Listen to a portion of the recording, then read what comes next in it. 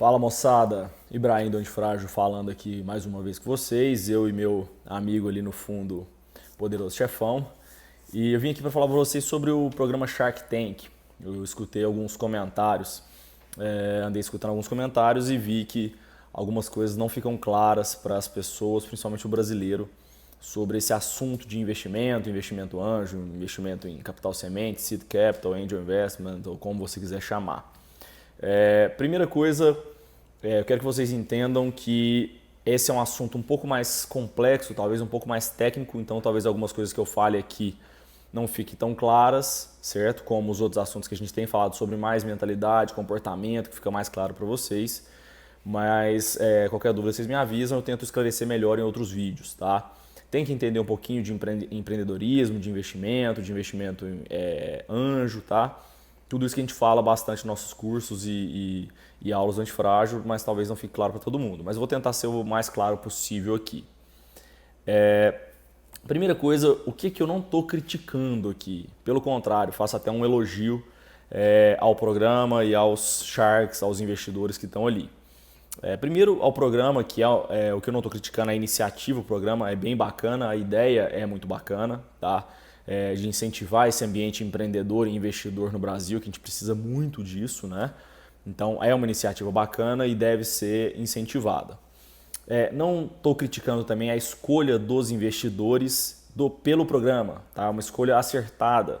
O programa precisa de audiência, então ele precisa de certas pessoas mais conhecidas pelo mercado, pelas pessoas, para dar audiência, tá?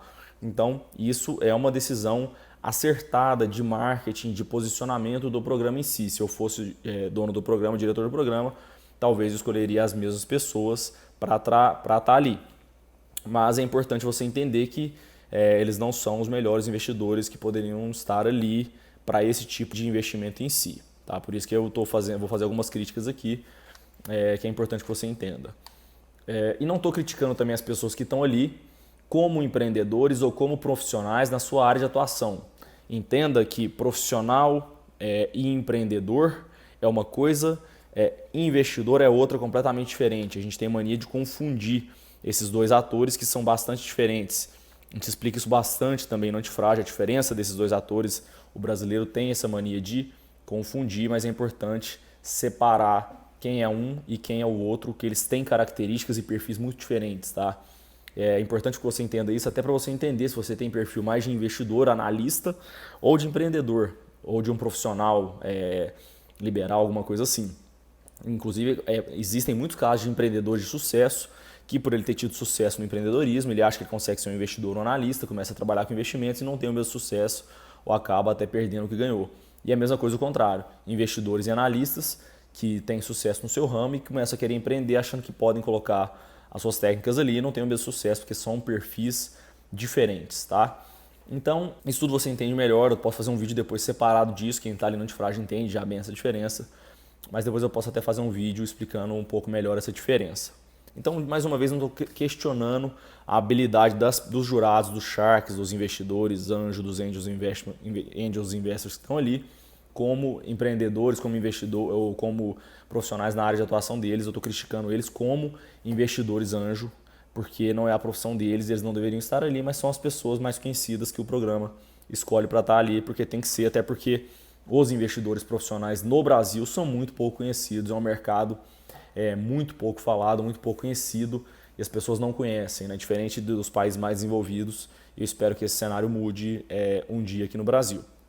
Então, vou explicar agora melhor por que essa crítica a eles como investidores. Outro detalhe que eu queria comentar é que eu tomei a decisão de fazer esse vídeo dessa vez aqui no feed normal, só avisando ali no Stories que a gente está fazendo o vídeo aqui, e queria depois até o feedback de vocês, se vocês preferem assim ou preferem que eu continue lá no feed, que eu acho aquele negócio de ficar parando o vídeo toda hora de 15 segundos, aquela porra ali, fica meio chato e atrapalhando vocês também a assistir. Mas se vocês preferirem que eu volte a fazer lá, eu volto lá, não tem problema nenhum. Se vocês preferirem aqui, do jeito que eu estou fazendo dessa vez, vocês me avisam, eu aguardo o feedback de vocês.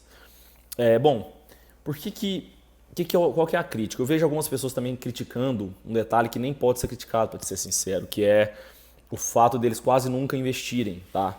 Isso já é também um elogio à atitude deles, porque realmente no Brasil é muito difícil investir, isso no mundo inteiro, na verdade, nesse ramo de investimento anjo, que são de empresas numa fase muito inicial ainda, certo? Que o risco é muito alto. Pra vocês terem uma ideia, a média de investimento numa empresa, num profissional de verdade investidor nos Estados Unidos, a gente não tem esse dado no Brasil, que é um ambiente menos arriscado do que no Brasil, é de 300 a 500 empresas analisadas para cada investida. Então, ou seja, se fosse nessa média, ninguém ali nunca deveria aceitar um investimento nenhum.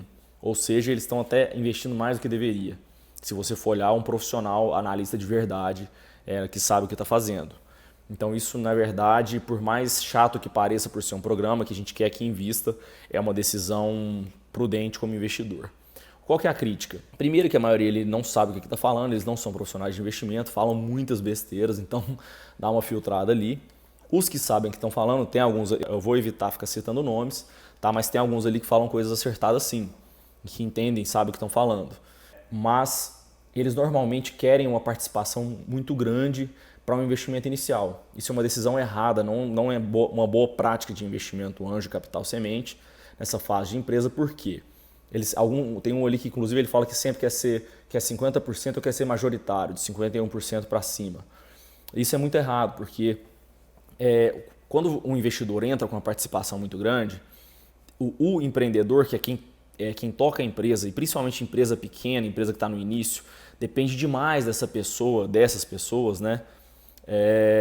Ele pode se desmotivar ao longo do tempo, sentindo que ele não é dono mais daquilo. Então, principalmente empresa menor que está nesse início, ele depende mais daquelas pessoas. Diferente de uma empresa enorme, com capital aberto na bolsa, que já tem vários executivos, não depende mais tanto daquela pessoa. Isso pode desmotivar ele ao longo do tempo, então é uma decisão que não é inteligente para um investidor anjo, certo? Além disso, se a empresa for dando certo e for crescendo, que é a intenção tanto do empreendedor quanto do investidor, obviamente, pode ser que ele precise de novas rodadas de investimento no futuro, maiores, né? De um Series A, Series B, um Venture Capital, um Private Equity, ou às vezes até abrir capital na Bolsa de Valores. E cada nova rodada dessa, você vai diluir mais ainda a participação daquele empreendedor. Né? O cara que estava com 50 vai para 30, vai para 20, vai para 15.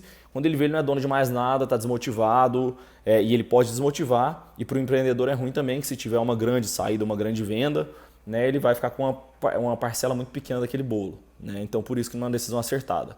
E outra coisa importante também é que uma boa prática para um investidor ao invés de pegar uma participação grande de um negócio, é colocar pouco dinheiro, tá, e dar o seu conhecimento, o seu know-how, o seu relacionamento para esse investidor como apoio em várias empresas e sentir o empreendedor, tá? Entender o comportamento dele melhor. Porque uma coisa é o que ele fala ali, outra coisa é como ele se comporta de verdade. Então você faz vários investimentos menores e vai sentindo esses empreendedores, né? E aí, ao longo do tempo, você vê o comportamento dele, a resiliência dele, a capacidade de execução dele, tudo isso que o empreendedor precisa ter. E o que for corresponder mais à sua expectativa, você vai fazendo investimentos maiores depois, vai aumentando a sua participação. Né? Não fazer de cara um investimento de 50% a 51%. Isso é completamente errado, né? Como investidor, que é o que a maioria ele quer fazer. Então as dicas foram essas, tá? Porque a gente tem que entender que, por mais interessante que a ideia do negócio seja, a ideia não é nada, depende demais do empreendedor que está tocando no início. E o empreendedor precisa saber disso, e o investidor também. Como eu falei, é uma ideia um pouco mais complexa, espero que tenha ficado claro. E depois eu trago algumas ideias novas para vocês. Um grande abraço, espero que tenha ajudado e boa noite.